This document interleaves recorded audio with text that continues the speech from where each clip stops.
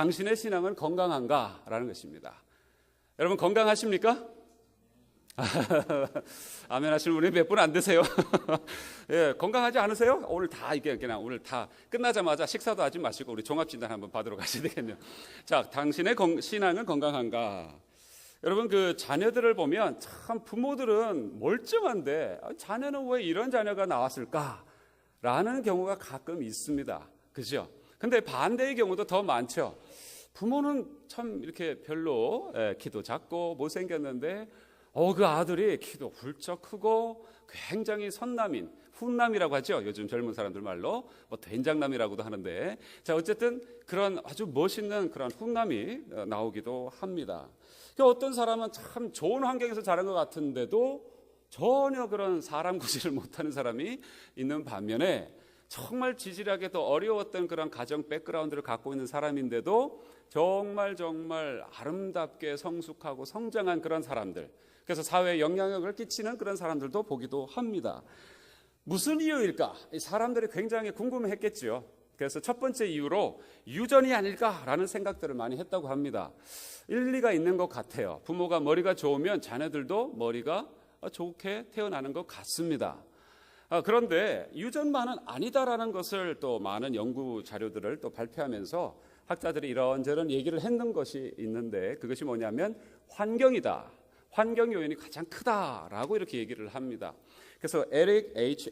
에릭슨이라는 유명한 인간 발달 이론을 얘기하신 분도 환경에 따라서 사람이 달라진다. 아무리 좋은 유전 인자를 받았어도 그 환경이 어떠냐에 따라서 아마 다를 것이다. 이렇게 이분은 그런 발달 이론을 냈습니다. 또 프랑스 사람인 피아제라는 사람도 인지 발달 이론이라고 해가지고 사람이 이런 상황 속에서 이런 어떤 인지 능력과 어떤 두뇌가 발달이 되는데 이런 상황이 주어져야 한다라는 그런 교육 환경, 그 아이의 모든 것을 다 결정한다라는 그런 이론들을 사실 교육학 공부하신 분들은 아주 대표적인 대명사와 같은 인물들입니다. 제가 말씀드린 분들은요. 그런데 이런 얘기들도 꼭 다는 아니다라고 결론을 내린 것이에요. 왜냐하면 이 사람들의 이론에 대부분 맞는 것처럼 보이지만 전혀 맞지 않는 인물들도 많이 나오거든요. 그럼 그걸 어떻게 해석을 할까? 해석할 방법이 없는 거예요. 에릭 H. 에릭슨이라는 이 분의 이름을 이렇게 연구를 하다 보니까 에릭 H. 에릭슨이잖아요. 그죠? 중간에 H가 이제 그 미들네임인데 그 H가 뭘까 찾아보니까 햄버거예요. 그래서 이분의 자녀가 아마 햄버거를 많이 좋아하지 않았는가 이런 생각도 해보게 됩니다. 어쨌든 여러분 무엇일까? 도대체 사람이 왜 좋은 환경에 있는데도 불구하고 그렇게 별반의 차이가 없는 인생이 나오는가? 또 정말 어려운 환경에 있는 사람인데도 불구하고 정말 반듯한 분이 나오는가? 거기에 대한 답이 뭘까? 여러분 답이 무엇이라고 생각하십니까? 저는 대답을 이렇게 드립니다. 몰라요. 저는 모릅니다. 왜 그러냐면 모른다는 것은 하나님 소관이라는 뜻이에요. 하나님이 주장하시기 때문에 아무리 사람이 좋은 것을 갖다 주고 좋은 것을 입히고 좋은 것을 먹이고 부모의 두뇌를 브레인을 그대로 유전인자로 그 DNA에 받았다 할지라도 사람의 소관이 아니라 인생은 하나님 소관이기에 사람은 이럴 수도 있고 저럴 수도 있다라는 것을 저는 분명히 생각해 보게 되는 것입니다. 여러분 그래서 여기 우리 소망이 있습니다. 나는 우리 집안은 형편도 별로 없고 돈도 없고 또 내 머리도 별로 썩 좋지 않은데 이 자녀들이 불쌍해라고 여러분 생각하십니까? 그렇지 않다라는 거예요. 하나님의 은혜로 우리가 오늘도 이 아침에 나온 이유, 기도해야 되는 이유, 자녀를 위해서 끊임없이 우리가 갈망하고 소망해야 되는 이유가 바로 하나님의 소관이기에 우리에게도 여전히 소망이 있는 줄로, 기대가 있는 줄로 믿습니다. 여러분 비록 좋은 환경 주고 우리의 돈으로 정말 다 바르다시피 우리가 한다 할지라도 기도하지 않으면 하나님의 소관이기에 그 인생은 어떻게 될지 모르는 것입니다. 그래서 좋은 선물을 우리가 줘야 되겠지만 그 이면에, 그 이전에 하나님 앞에서 우리가 열심으로 정말 하나님 저를 불쌍히 여겨주시고 제가 아니라 저와 여러분이 아니라 그 아이, 그 심령, 그 자녀를 위해서 불쌍히 여겨주시고 하나님 인도해 주십시오. 좋은 멘토 만나게 도와주십시오. 좋은 배우자 만나게 도와주십시오. 좋은 스승 만나게 도와주십시오. 좋은 목사 만나게 도와주십시오. 좋은 교회 만나서 신앙하게 도와주십시오. 좋은 자녀 만나게 도와주십시오. 할렐루야. 이것이 우리가 마땅히 기도해야 되는 기도의 제목이 아니겠습니까? 여러분, 근데 참 놀라운 것이요, 요나단이 바로 그런 인물이에요. 사울에게도 분명히 좋은 부분이 있었습니다. 그렇죠? 우리 처음 시작할 때 사울이 얼마나 멋졌습니까? 겸손하고 그리고 순수했던 사람입니다. 여러분, 순수하다라는 것, 여러분 순수하십니까? 여러분, 순수하신 분들 제가 척 보면 압니다. 아유, 목사님 무슨 대나무 하나 꼽으시는데, 그런 게 아니고요. 순수한 분들은 여기서 봐도 빤히 보입니다. 어떤 분들이 순수하냐? 도전을 잘 받으세요. 할렐루야. 순수하신 분들은 뭐를 얘기해도 여러분, 그런 얘기가 있더라고요. 그 30대 중반을 달리고 있는 노총각들이 몇 살의 젊은 여자 그 배우자를 구하고 있는 줄 아십니까? 20대 초반이요. 이 도둑놈들도 이러는 도둑놈들이 없죠. 죄송합니다. 이 설교 중에 이런 얘기를 쓰다니. 사실 그렇지 않습니까? 도둑과 같아요. 그죠? 그 30대 중반이면 30대 초반 정도의 그 아낙네를 구해야 되지 왜 20대 초반입니까? 그 이유가 있더라고요. 그래서 이제 상담을 한 결과 그 대부분의 사람들이 그렇게 얘기하는 그 이유가 있는데, 그 이유가 뭔지 아십니까? 30대 초반은 우아한 레스토랑에 데리고 가도 뭘 사줘도 그냥 맛이 있네 없네 쩝쩝대고 있다는 거죠. 그런데 20대 초반에 아낙네 그 아가씨를 데리고 가면은 이게 무슨 음식이에요? 무슨 소스가 들어갔어요? 이게 도대체 얼마짜리죠? 하면서 너무너무 좋아한다는 거죠. 무슨 얘기만 꺼내면은 막 그랬어요? 정말 그래요? 하면서 너무 반응을 제대로 해주니까 제가 뭘 얘기하는지 아시겠죠? 무슨 얘기하는지 아시겠죠? 자, 이 순간만큼은 20대 초반에 되어주시기를 부탁합니다. 그게 순수한 거예요. 그게 순수하신 거예요. 근데 사울이 그랬다는 거죠. 챌린지를 그냥 낼름낼름 받아 잡수듯이 하나님에 의해서 챌린지를 잘 받았던 겸손하고 순수했던 사람입니다. 근데 이 두 가지를 다 갖고 있었는데 한 가지 때문에 망가지기 시작한 것을 우리가 봤죠. 뭐 때문에요? 뭐 때문에 망가지기 시작했습니까? 바로 그 스스로 가지고 있었던 그 열등감 때문에. 분명히 좋은 건 많은데, 여러분 한번 생각해 보세요. 사람이 A부터 G까지, 가부터 하까지 다 좋은 사람이 있습니까? 없습니다. 몇 가지만 좋아도 그것이 부각되면 좋은 사람이에요. 여러분, 사람이 다 나쁜 사람이 있습니까? 아니에요. 몇 가지가 정말 좋은데도 불구하고 그것은 사라지고 그것을 다 뒤로 한 채 나쁜 것만 부각시키고 그것으로 또 붙잡혀 사니까 그런 사람이 되는 것이죠. 여러분, 사울도 이렇게 기가 막히게 좋은 때도 있었는데 바로 열등감에 시달려가지고 제가 지난번에 설교했을 때처럼 driven people, 늘 쫓기는 사람이 되어버리고 만 것입니다.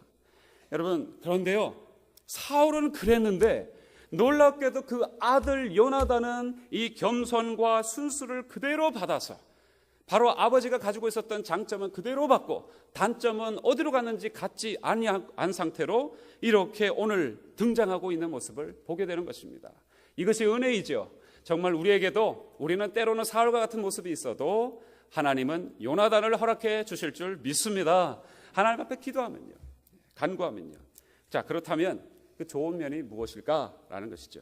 사람들은 혹시 저와 여러분은 좋은 사람이다 그러면 대부분 뭐라고 생각합니까? 그 사람 마음씨가 좋아, 인격이 좋아, 그 다음에 참 착한 사람이야, 그렇게 생각하죠. 좋은 사람이라고 우리가 생각하는 것은 그런 내용입니다. 그런데 그렇지 않습니다. 목회 선배님들한테 물어보면 좋은 사람이라고 보통 얘기하는 분들은 조심해라 그렇게 얘기하시더라고요. 왜냐하면 그 마음속에 눌림이 하도 많이 있어서 문제가 생길 가능성이 오히려 그분들이 더 크다는 것이죠. 겉으로는 굉장히 나이스하고 착한 척 이렇게 보이시는데 그러나 문제가 하나 딱 나타나면 폭발해버리는 분들이 그런 분들이다라고 얘기를 들어본 적이 있습니다. 여러분, 그런 것들이 좋은 것이 아니라고 하는 것이죠. 무엇이 좋은 것인가? 가장 중요한 것은 저는 이렇다고 생각합니다. 한번 따라해 보시죠. 건강함. 건강한 것이 좋은 것입니다. 사운드니스라고 그러죠, 영어로. 건강하다는 것이에요. 그럼 여러분, 육체적인 건강을 얘기하는 것인가? 당연히 아니겠죠. 그것도 중요한 것입니다만, 그 다음에 또한 정신적인, 정서적인 건강함일까요? 그것도 중요합니다만 그것이 가장 중요한 것은 아닙니다. 가장 중요한 건강은 무슨 건강일까요? 당연히 영적인 건강입니다. 그러면 그 영적인 건강이라는 것은 내면의 질서를 얘기하는 것이에요. 자, 바른 신앙, 건강한 신앙을 우리가 가지고 있어야 하는데 그것에는 오늘 이 말씀을 근거로 해서 저는 분명히 두 가지를 말씀을 선포하고 싶습니다. 건강함이란 무엇이냐? 영적인 건강함이라는 것은 무엇이냐? 바로 바른 신앙, 건강한 신앙이라는 것은 바로 이것인데, 따라해 보시죠. 균형, 그 다음에 질서, 균형과 질서가 그것입니다. 자, 요나단의 신앙은 어떤 신앙이었을까? 균형이 있는 신앙이었다라는 것을 우리가 생각해 볼 수 있어요. 자, 오늘 이 본문에 보면은 요나단이 갑자기 블레셋 진영으로 홀홀 단신으로 막 쳐들어가는 그런 모습을 보게 됩니다. 여러분이 구체적인 내용들은 백그라운드는 여러분 이미 아시고 있기 때문에 제가 거두절미하고 말씀드립니다. 블레셋이 쳐들어왔죠. 그래서 진을 치고 있었는데 이들을 그대로 놔둘 수가 없어서 요나단이 블레셋 진영으로 쳐들어가긴 하는데 어떤 특수 부대들을, 용사들을 같이 함께 데리고 들어간 것도 아니에요. 누구하고 함께 들어갔습니까? 마치 병기든 자, 그냥 한 군사 한 명하고는 자기하고 두 명이 들어가서 수만 명이 진치고 있는데 들어가가지고 아비규환을 만들어버립니다. 자, 그런데 블레셋 진영으로 들어가는 이 얘기 속에서 요나단이 블레셋 진영으로 들어갔다는 것은 하나님으로부터 메시지를 받고 들어간 것입니다. 인간의 이성으로는 생각해 보세요. 1대 100도 감당하지 못합니다. 근데 1대 1000도 아니고 1대 만에 해당되는 이 수많은 병사 앞에서, 블레셋 군사들 앞에서 자기 혼자 들어가겠다는 것은 하나님의 음성을 듣지 않고서는 있을 수 없는 일이겠죠. 분명히 하나님에 의해서 챌린지를 받았습니다. 도전을 받았습니다. 저와 여러분도 하나님의 음성 가운데 때로는 이러한 도전을 받으시기를 축복합니다. 여러분, 저와 여러분의 상황과 형편을 보게 되면 선교지 못 가요. 절대 못 갑니다. 그러나 도전을 받으셔서 그냥 주님의 은혜로 가보시게 되는 것이죠. 자, 그런 도전을 받으시기를 원하고, 또 이 요나단이 그런 도전을 받았는데 6절을 다시 한번 보시겠습니다. 자, 6절 같이 다시 한번 읽겠습니다. 시작. 요나단이 자기 병기든 소년에게 이르되 우리가 이 할례 없는 자들의 부대에게로 건너가자. 여호와께서 우리를 위하여 일하실까 하노라. 여호와의 구원은 사람의 많고 적음에 달리지 아니하였느니라. 아멘. 분명히 하나님 앞에 부르심으로 그 도전 받은 거예요. 챌린지 받은 거예요. 자, 그런데 이 문맥, 이 말씀을 읽다 보면은 너무너무 비슷한 고백을 한 사람 생각나시죠? 바로 이 요나단과 거의 혈혈단신으로 같이 건너온 사람들인데, 같이 함께 정말 주님 안에서 정말 서로가 마치 부부와 연인과 그런 사랑을 하듯이 그렇게 사랑하게 된 요나단이 사랑한 다윗이 있죠. 다윗도 블레셋 사람 골리앗을 만났을 때 한 얘기가, 이런 얘기가 있습니다. 제가 읽어드릴게요. 이 할례 없는 블레셋 사람이 누구관데 사시는 하나님의 군대를 모욕하겠느냐? 여호와께서 나를 사자의 발톱과 곰의 발톱에서 건져내셨은즉 나를 이 블레셋 사람이 손에서도 건져내시리라. 이 다윗의 고백이에요. 근데 똑같아요. 요나단이 똑같은 고백을 합니다. 하나님 앞에 도전을 받은 사람들은 다 동일한 이런 놀라운 고백을 할 줄로 믿습니다. 자, 그런데요, 거기에서 끝나지 않아요. 이 요나단이 그런 도전을 받아서 가자 하면서 그냥 혼자, 그 다음에 또 옆에 있는 한 사람과 함께 두 사람이 그냥 수만 명이 진치고 있는 그 적군으로 들어가지 않습니다. 한 가지를 먼저 하지요. 자, 무엇을 합니까? 바로 8절과 10절입니다. 다시 한번 가서 한번 보실까요? 제가 대독해 드릴게요.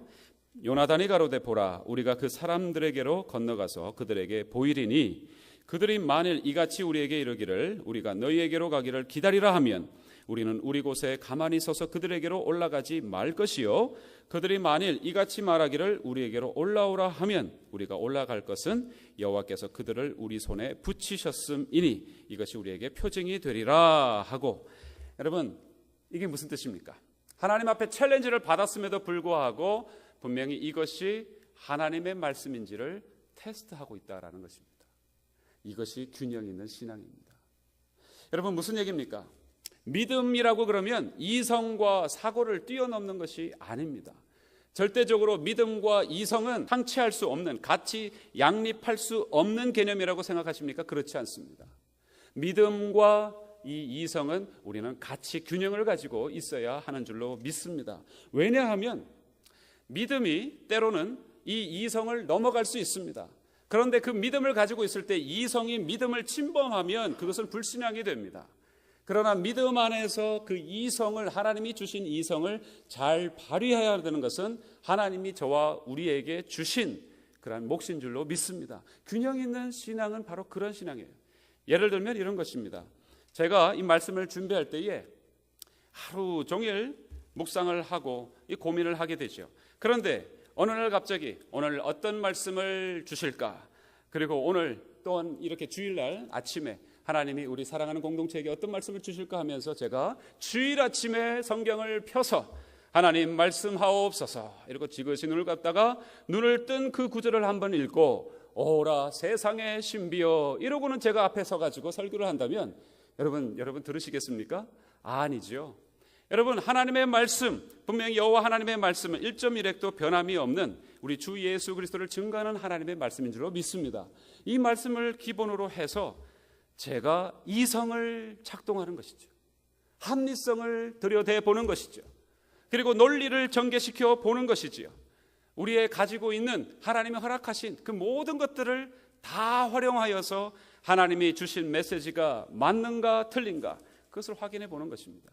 이것은 하나님의 메시지를 부인하려고 하거나 또는 그 말씀이 맞는가 틀린가를 확인하는 그런 차원이 아니라 바로 이런 것과 마찬가지입니다. 사도 바울이 디모데에게 이런 말씀을 한 적이 있죠. 배우고 확신한 일에 거하라 라는 것입니다. 어떤 분들은 이런 신앙생활을 해요.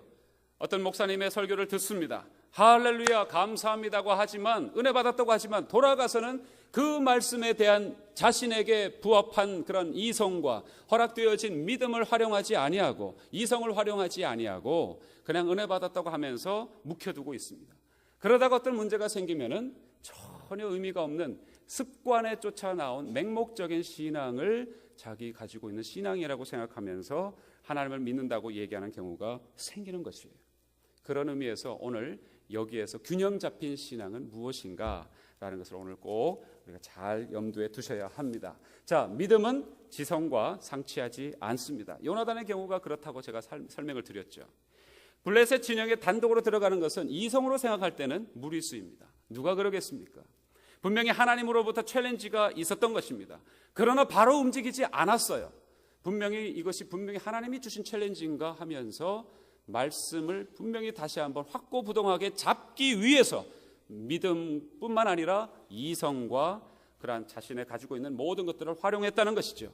맹목적으로 그는 움직이지 않았습니다. 하나님이 기뻐하시는지를 테스트했다는 것입니다. 여러분 이것이 바른 신앙, 건강한 신앙입니다. 그런데요, 참으로 아이러니하게도 이러한 건강한 신앙과 함께 동시에 나오는 한 사람이 있습니다. 다른 어떤 한 구석 성경에서 나오는 것도 아니고 이 대목, 우리가 읽었던 이 대목에서 이런 요나단이 갖고 있는 균형 잡힌 시각, 신앙과 함께 동시에 아이러니하게도 역설적이게도 전혀 균형이 잡혀있지 않은 신앙인 한 사람을 보게 되는데 그게 누굽니까? 사울이에요. 여러분 건강하지 못한 신앙을 함께 소개하고 있는데 그 대조되는 인물이 누구냐면 제가 아이러니컬하다고 하는 것은 그 아버지가 그 소유자 대조되는 신앙의 소유자가 하필이면 그 아버지이기 때문에 제가 그런 표현을 썼습니다. 그런데 그의 신앙, 이 사울의 신앙의 형태는 어떻습니까? 맹목적인 신앙입니다. 눈이 감겼다는 것이죠. 이런 신앙도 있다는 것입니다.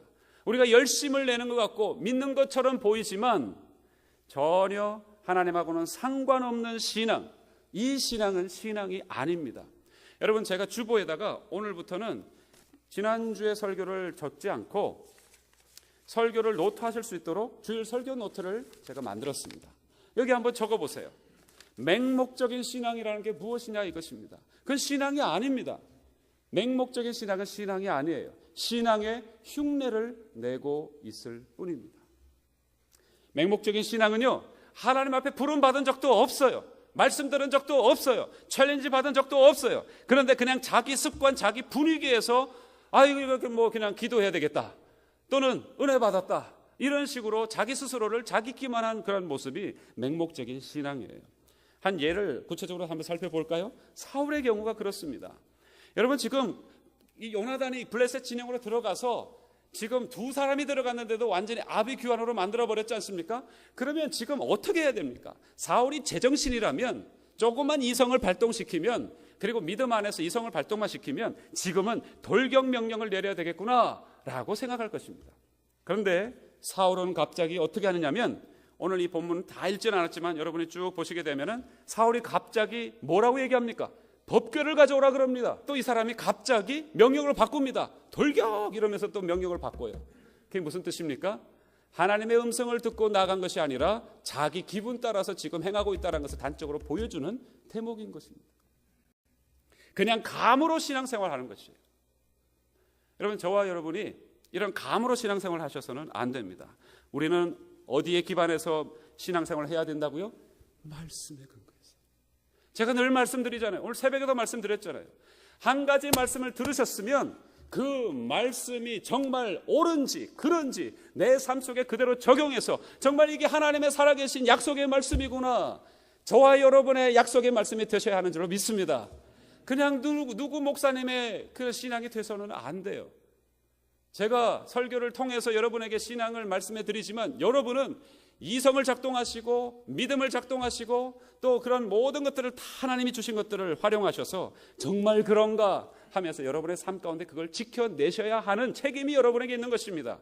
그런데 그거 하지 않고 은혜 받았습니다. so what? 은혜 받고 난 다음에 뭘 하시겠습니까? 은혜 받은 것이 여러분의 삶 속에 지금 흘러가는 것이 있습니까?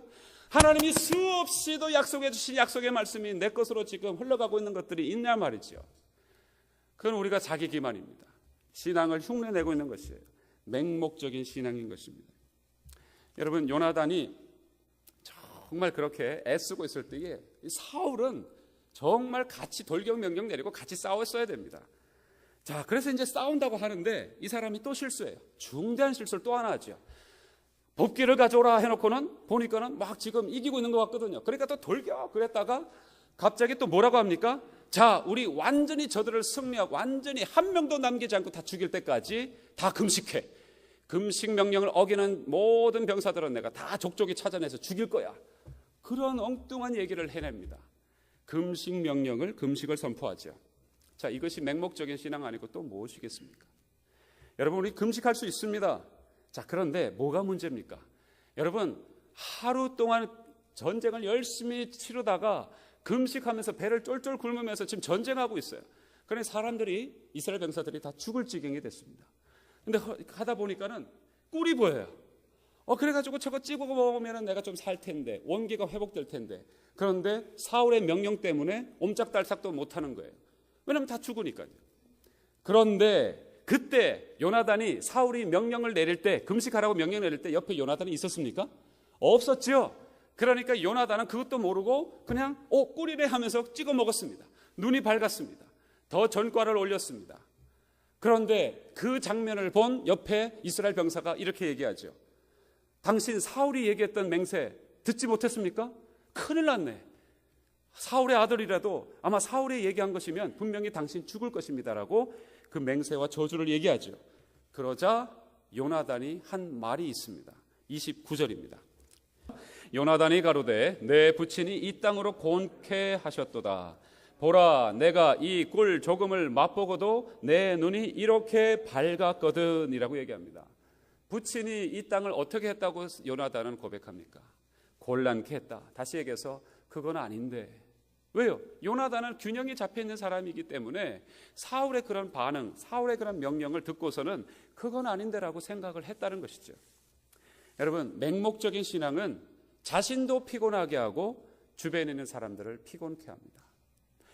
만약에 하나님의 명령으로 인해서 이렇게 금식을 했다면 하루가 아니라 일주일도 넉넉하게 이스라엘 백성들은 금식하면서 전쟁을 치렀을 줄로 믿습니다. 하나님이 함께 하셨으니까요. 그런데 이들은 하루도 제대로 버티지 못했던 것이죠. 맹목적인 신앙은 사람을 피곤하게 하고 지치게 합니다. 우리가 금식하면 피곤합니다. 예배 때마다 빠지지 않고 나오는 거 쉽지는 않습니다. 우리 육신을 가지고 있기 때문에요. 그러나 분명히 하십시오. 여러분이 맹목적인 신앙을 갖고 있는지 참된 바른 균형된 신앙을 갖고 있는지를 분별하는 것은 여러분이 스스로 압니다. 제가 말씀드렸죠. 여러분이 그렇게 예배를 참여하면 참여할수록 육신은 때로는 피곤할 수 있지만 그 예배 이후에, 그 기도 이후에 하나님이 우리에게 부여해 주시는 그 하늘의 천국의 하늘의 기쁨, 그것으로 인해서 우리는 또 기도할 수 있게 되는 것입니다. 할렐루야. 또 금식할 수 있게 되는 것입니다. 그런데 한번 금식하고 나서는 나는 금식 체질이 아닌가 봐, 이제 평생을 접게 되는 것은 그냥 욱하는 마음에서 그냥 금식하게 된 것이죠. 여러분, 지도자가 맹목적인 신앙을 가지면 그 지도를 받는 모든 사람들이 범죄할 수밖에 없는 그런 상태로 이르게도 된다는 것을 보게 됩니다. 수많은 교회들이 건축하다가 시험을 들지 않습니까? 쉬운 일은 아닙니다. 분명히 하나님의 명령을 받아서 움직이게 되는 일이고, 또 그 가운데서 이것은 더 하나님의 축복된 가운데 있기 때문에 많은 그런 시험들이 있습니다. 그러나 가장 중요한 것은 지도자가, 또 지도자 그룹이 하나님의 응답을 받지 못하고 인위적인 방법을 갖다 대며 바로 이런 맹목적인 신앙을 신앙인 척 얘기하면 주변의 사람들은 다 피곤해지고 죽습니다. 범죄합니다. 이런 부모들도 마찬가지죠. 뭐 나름대로는 신앙이라고 하면서 이것도 안 돼, 저것도 안 돼, 저것도 안 돼, 다 마금질 해버리면 자녀들은 음지에서 범죄하게 됩니다. 여러분, 믿음, 온전한 믿음, 균형을 회복하실 수 있기를 바랍니다. 한 가지만 더 말씀드릴게요. 자, 두 번째 한번 적어보시죠. 요나단의 신앙은 뭐를 하는 신앙일까요? 질서를 세우는 신앙입니다. 질서를 세우는 신앙입니다. 정말 저는 이 말씀을 준비하면서 이걸 깨달으면서 얼마나 감사하고 또 귀하다고 생각했는지 모릅니다. 여러분, 질서를 세우는 신앙, 지켜야 할 가치가 여러 가지 있습니다만 무엇이 중요한지를 분명히 알고 그대로 따르는 신앙을 질서를 세우는 신앙이라고 하는 것입니다. 이제 백성이 이제 범죄하니까 사울이 어떻게 했습니까? 이제 더 이상 금식하면 안 되겠구나 해서 금식 규정을 풀었습니다. 그리고는 이제 그 단을 쌓고 예배를 드립니다. 하나님, 이거 계속 쳐들어가야 될까요? 아니면 여기까지 할까요? 하면서 사울이 이제 예배를 드립니다. 제사를 드리죠. 자, 그런데 지난번에도 한번 이 구절을 제가 지나가면서 큐티하면서 말씀드렸지만 하나님께서 참 재밌는 말씀을 여기서 들려주십니다. 이렇게 예배드리는 사울의 그 쌓은 단을 이 사무엘상 기자는 이렇게 표현하고 있습니다. 그가 처음 쌓은 단이었다, 이렇게 얘기합니다. 아니, 사울이 처음 부름 받을 때도 막 분해가지고 막 하나님의 신에 압도가 돼가지고는 예배 드렸지 않습니까? 제사 드렸지 않습니까? 또 이 일전에도 분명히 제사 드린 그런 모습 봤지 않습니까? 그런데 오늘 여기서 드리는 단을 쌓은 것을 처음 쌓는다고 얘기하는 것입니다. 이게 뭐에 대한 증거인 줄 아세요? 그리고 단을 쌓고서는 예배 드렸는데 하나님 어떻게 할까요? 했는데 하나님이 응답을 어떻게 하셨다고요? 아무 말씀 없으셨다고 얘기하십니다. 그게 무슨 말입니까? 지금까지 나름대로 단을 쌓고 예배 드렸다고 하지만 이제 제대로 하나님 앞에 제대로 이제 예배 드렸는데 하나님은 너무 섭섭하셔서 침묵하고 계셨다는 것이죠. 그럼 그 전까지는 뭐 했다는 얘기입니까? 자기 뜻대로 자기 기분에서 맹목적인 신앙으로 자기가 신앙인인 척, 하나님을 믿는 척 하고 있었다라는 것입니다. 자, 이러한 생각을 갖고 있는 사람이니 제사를 드리고 물어보니까 어떻게 됩니까? 하나님 침묵하고 계시니까 이스라엘 사람들에게 있어서 하나님이 전혀 말씀하지 않는 것은 두 가지거든요. 한 가지는 자신이 잘못했거나 아니면 회중이 잘못했거나, 그렇죠? 그 자신이 잘못했다고 빨리 납작 엎드렸어야 되는데 그것도 하지 않고 이 사람은 뭘 합니까? 맹목적인 신앙을 갖고 있다 보니까 순간적으로 제비를 뽑자, 누가 잘못했는지 마치 아간을 뽑아내듯이 제비를 뽑자 해서 누가 잘못했는지를 찾아내는 것을 하게 됩니다. 그리고는 결국 누가 뽑히죠? 요나단이 뽑힙니다. 여러분 43절 다시 한번 가보시죠. 43절요. 제가 대신 읽습니다. 사울이 요나단에게 가로되 너의 행한 것을 내게 고하라. 요나단이 고하여 가로되 내가 다만 내 손에 가진 지팡이 끝으로 꿀을 조금 맛보았을 뿐입니다. 자, 그런데 사울은 그런 얘기를 들었음에도 불구하고 어떻게 하죠? 너는 오늘 죽을 것이다. 내 아들이고 뭐고 상관없다. 내가 한 말이 있으니 너는 죽어야 되고, 여호와께서 지금 묵묵하고 계시는 것은, 침묵하고 계시는 것은 바로 네 때문이다라고 얘기하고 있는 것이죠. 자, 요나단이 할 말이 없었을까요? 한번 생각해 보십시오. 아니, 꿀 한 번 찍어 먹었다고 사람이 죽습니까? 그리고 사울, 아버지, 당신이 누구십니까? 나는 누구입니까? 아버지와 아들 관계 아닙니까? 아니, 아들이 좀 잘못했다고 이렇게 죽여버리면 살아남을 사람이 누가 있습니까? 여러분, 만약에 사울처럼 우리가 신앙생활을 한다면 정말 우리 자녀들 정말 문제가 큽니다. 그렇죠? 살아남을 자녀들 하나도 없습니다. 저와 여러분 여기 서서 앉아 계실 분도 아무도 없지요. 그러나 사울은 계속 그것을 밀고 넘어가려고 합니다. 여러분, 분명히 말씀드립니다. 신앙은 개혁이지만 그러나 혁명은 아닌 것입니다. 이러한 불순종 가운데서 무지막지한 이러한 신앙을 갖고 있는 이러한 사울에게 있어서는 정말 신앙을 개혁으로 보지 않고 혁명으로 보게 되는 그런 모습이 보이는데, 이것은 질서를 세우는 신앙이 아닌 것이죠. 그런데 요나단이 이 부분에서 이렇게 얘기합니다. 아까 읽으셨던 43절 다시 한번 가보실까요? 43절에 보시게 되면은 이런 얘기를 하게 돼. 45절을 보시겠습니다. 45절을 보시게 되면 이런 얘기를 합니다. 백성이 사울에게 말하되 43절 맞습니다. 43절. 사울이 요나단에게 가로되 너의 행한 것을 내게 고하라. 요나단이 고하여 가로되 내가 다만 내 손에 가진 지팡이 끝으로 꿀을 조금 맛보았을 뿐이오나. 여기서 얼마든지 한가하는 것 같은데 요나단이 이렇게 얘기하죠. 내가 죽을 수밖에 없나이다 라고 얘기합니다. 이것이 오늘 우리가 보게 된 요나단의 신앙이고 질서를 세우는 신앙인 줄로 믿습니다. 저와 여러분에게 있어서 정말 중요한 것이 한 가지가 있습니다. 내가 죽을 수밖에 없나이다. 분명히 내가 죽지 말아야 되는 여러 가지 이유가 있습니다. 그리고 말도 안 되는 처사입니다. 그럼에도 불구하고 하나님이 세워주신 질서가 있기에 그 질서에 따라서 오늘 엉뚱한 잘못된 그런 맹목적인 신앙이라 할지라도, 광신과 같은 모습이라 할지라도 자신은 거기에 순종하겠다라는 것이 요나단의 신앙이었습니다. 이것이 균형 잡힌 또 하나의 신앙의 모습인 것이에요. 그럼에도 불구하고 사울은 그래 오늘 너는 계속 죽어야 된다라고 44절을 보니까 계속해서 그 신앙을 나름대로는 고백하고 있습니다. 그러나 제가 분명히 말씀드립니다. 그것이 광신입니다. 제가 중요한 얘기를 오늘 많이 드렸습니다. 맹목적인 신앙, 맹신, 그 다음에 광신. 여러분, 균형이 깨어지게 되면 이런 쪽으로 우리는 흐르게 됩니다. 여러분, 한번 생각해 보세요.